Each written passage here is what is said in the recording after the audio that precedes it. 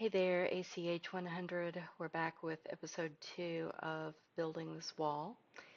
And this is kind of where we left it. I painted my drainage board purple so you could see it better. And we are going to put our anchor bolts in first thing. Let me get my thing out of the way there. So we're going to take our measuring tape and come over here to the middle. And we're going to go, let's go up 3.5, 4.5, and we'll come down 10, and then over 2. So our anchor bolts are 12 inches long total, and we're going to create this the same way we created the L bar. So we're going to draw a line right here, and then we'll come over here and zoom in and grab our circle tool and grab that, and then this is actually going to be 5/8 inch diameter, so we want 5/16. Oops, we drew it on the actual surface, so we need to use our arrow keys until we get it on the right axis. Okay, now we go 5/16, and then that will be a 5/8 inch diameter. And then we're going to use our follow me tool and go up and up and up. Okay, very good. And then triple click, right click, and make it a group. And we're going to move it in. We're going to hide our wall here for a second and grab your anchor bolt and move it in. You want it right next to those vertical rebars. Again, you wouldn't be able to see this in real life because that would actually be concrete there, but you can make a good guess. We're going to get these centered in the wall, and then these will also be at 32 inches on center. So we can pick our move tool and start heading in a direction, and if we hit control, it'll create a copy, and we'll hit 32 inches and then 2 times, and then we have our anchor bolts in place. If we go over here, we're going to unhide the wall and get rid of these guides and our line there. Now the first thing that we have to put on this wall is a neoprene seal sealer. We looked at an example of this in class. It's a double bulb and it gets compressed underneath the mud sill. So we're just going to show it as though it were compressed, and it is 5.5 inches wide. So we'll come over here, 5.5, and then we'll just draw a rectangle the length of that, and we'll just show it at 1/8 inch thick because it will get compressed way down. And we'll triple click, right click, and make it a group.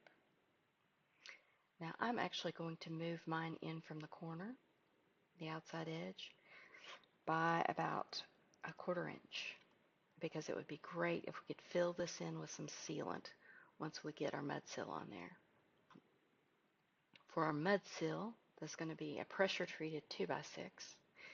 So we're going to use our tape measure tool, and we're going to go up 1.5, and we know that this is already 5.5, right? So we'll go ahead and draw this rectangle, and we're going to push it all the way down.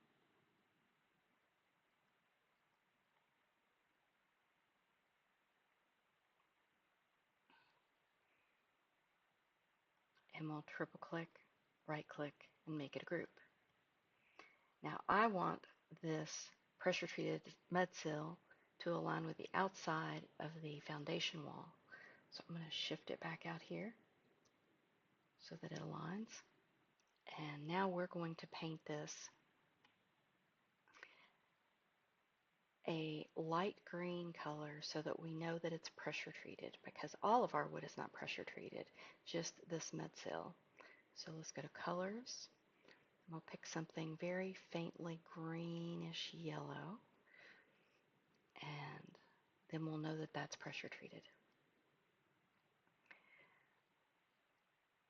These anchor bolts need to be sunk in just a little bit more, so we're going to pick all of those and move all of those about that far down into the wall. All right, very good. Now on top of this, we will have, let's look at our assignment here. It says that we're going to use a 1 1/8 by 11 7/8 rim joist, flush with the outside face of the foundation wall. So you can grab your rectangle tool and start drawing. Oh, if you can get it in the correct plane. No? Yes, there we go. And I'm getting turned around in those different planes by using my arrow keys. So if you find you're not drawing in the correct plane, just use your arrow keys. And then I'm going to type in 1 1/8, comma, 11 7/8. There we go. There's our rim joist. We'll push that all the way down, and we'll triple click and right click and make it a group. Now we're going to paint this a little bit orange so that we know that it's something different. Oh, it needs to be a little bit oranger than that, doesn't it? There we go. Okay, that's our rim joist. And then we will be using 11 7/8 wood I-joists at 16 inches on center for our floor. So let's draw a wood I-joist, and we'll use the plane of the rim board as a backdrop. And so we're going to draw a rectangle, and the flanges are on this one are going to be 3.5, 1.5. Okay, and we'll go ahead and make these 8 feet in this direction, 8 feet. And then triple click, right click, and make it a group.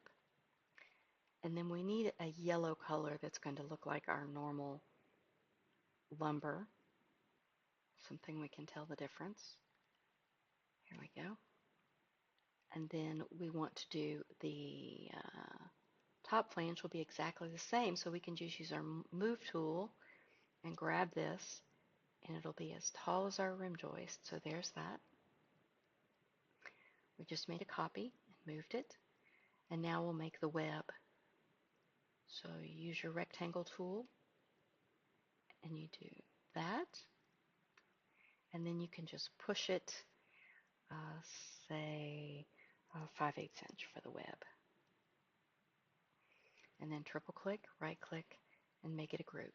Now these flanges and these webs come in different thicknesses, so it will really depend on the engineering for the project.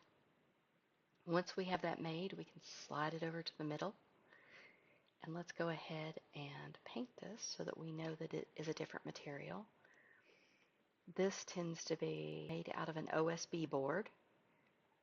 So let's see if we can find under wood something like this. There we go.